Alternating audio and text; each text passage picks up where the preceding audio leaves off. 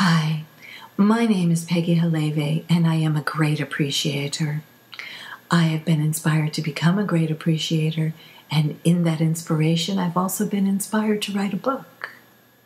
The book is called The Art of Appreciation. It is a wonderful book. My inner being has spoken to me and says that there are people searching the earth for the words that were put into this book. I would like to share with you a portion of Chapter 3 entitled Appreciating Changes Things. A few weeks ago, I purchased a bunch of fresh grapes from the local market. I brought them home in my bundles of groceries, and when finally able to prepare them, they were washed and set to dry. I recall it clearly as being a nice day. The sky was beautifully filled with a few white clouds, and the horizon was wide, deep, and clear from my vantage point in the kitchen of our hillside home. I recall actually taking a grape and placing it into my mouth and sensing something more than a flavorful grape.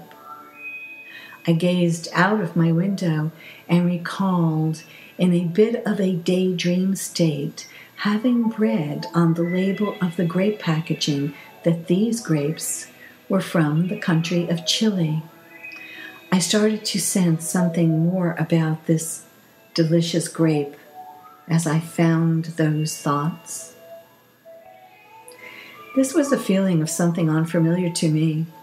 I was actually feeling the story of the person who picked the grape, or so it seemed. I felt the great warmth of appreciation for this person, who I knew when he or she picked it was in a great mood like I felt myself in right now. I sensed that this person felt a mutual appreciation for me. This person was appreciating the day, the clouds, the sky, the work, and the vision of someone, me, enjoying the pick.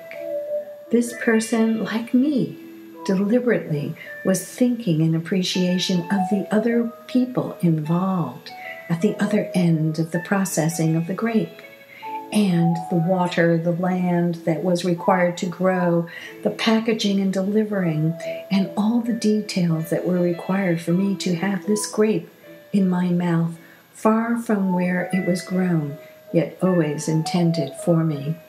Neither of us knew each other personally, and it is impossible to trace or officially document these feelings. Yet, I really know that this person and I were in the midst of a circle of appreciation. We both knew it too. We knew that each understood happiness, and we each knew that we were in appreciation of the other. The feeling was intoxicating and sweet. I wanted to prolong this thought and continue in the feelings of mutual appreciation with the strangers whose feelings had arrived in an invisible yet tangible way into my home, into my thoughts, into my appreciation, while mine were felt someplace else far away in the space of appreciation in this person's soul. I felt so mutually connected. I felt a soul-connected intimacy, and it felt really good. The grapes were delicious, and I delighted further into this basic thought of mutual appreciation with the person who picked this grape, with each and every individual grape I ate. They were very satisfying also. I still feel the sensation of this experience, and my mouth intuitively waters in my soul's longing for it to return again.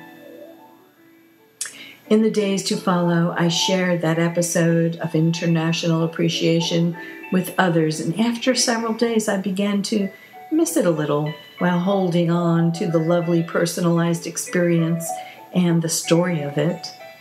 Abraham teaches that when something is pleasing to you, you should milk it for all you can. In other words, It is a prolonged appreciation to keep thinking of the pleasure of it all.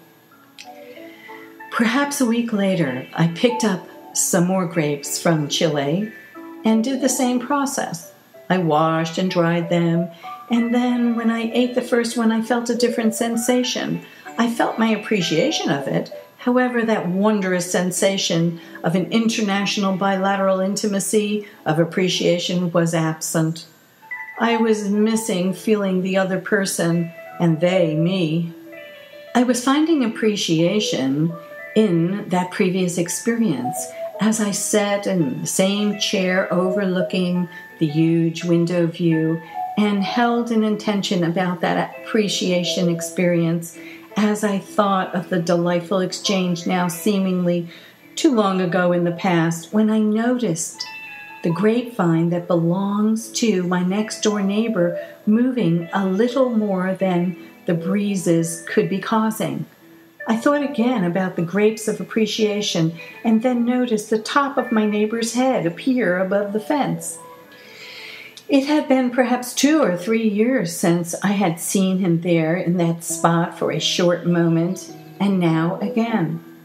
Seeing our elderly next-door neighbor standing there is a rare occurrence.